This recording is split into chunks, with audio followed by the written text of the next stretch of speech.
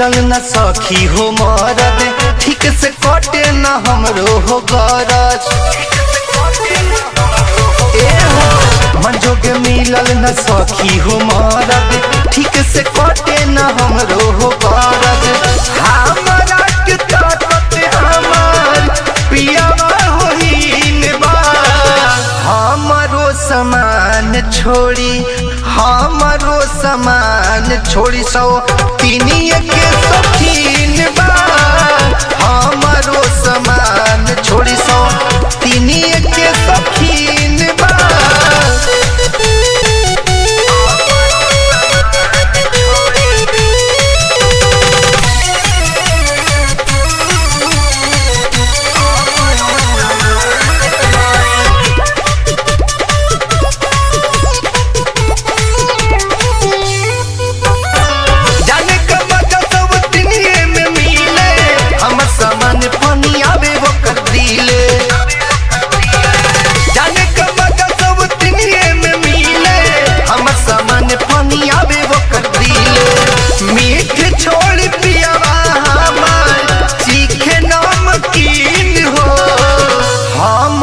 समान छोड़ी, हमरो समान छोड़ी सौ तीनिए के शौकीन बा, हमरो समान छोड़ी सौ तीनिए के शौकीन बा।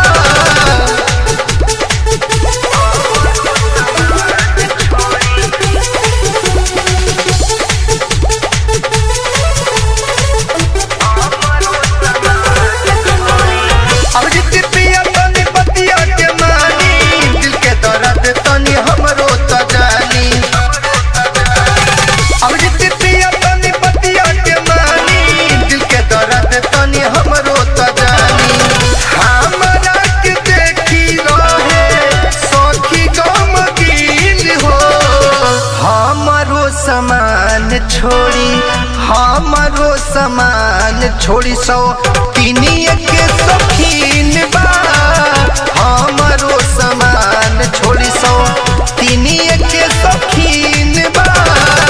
Ambe recording studio Delhi.